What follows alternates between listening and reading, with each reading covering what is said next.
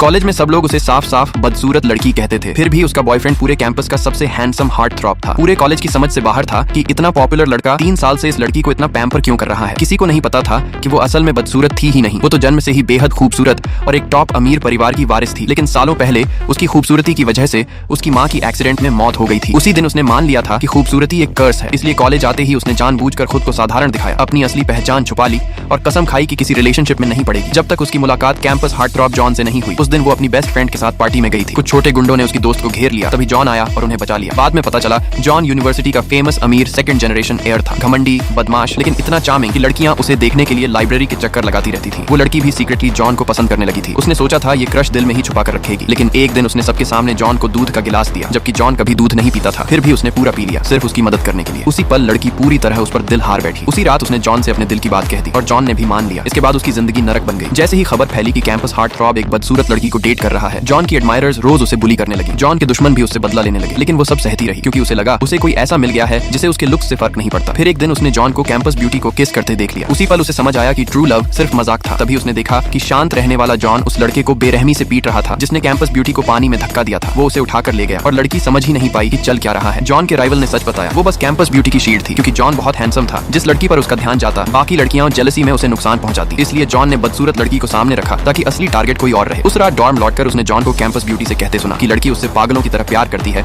और हमेशा उसकी शील्ड बनी रहेगी। ये सुनकर उसकी आंखों से आंसू रुक ही नहीं पाए। उसका सच्चा प्यार जॉन इतनी बेरहमी से कैसे कुचल सकता था। कैंपस ब्यूटी के जाने के बाद जॉन ने उसकी तरफ देखा। जवाब जानते हुए भी लड़की ने पूछ लिया, अगर वो उससे प्यार करता है तो बता दे ताकि वो मान सके। जॉन बोला, जब तक वो उससे प्यार करती है वही काफी है। उसका बिना शर्त प्यार उसे बस दर्द, अपमान और इस्तेमाल ही दे रहा था। उसने तय कर लिया अब वो ऐसा प्यार नहीं देगी। उसी पल उसने जॉन से ब्रेकअप कर लिया। आगे क्या हुआ जानने के लिए चैनल सब्सक्राइब करो।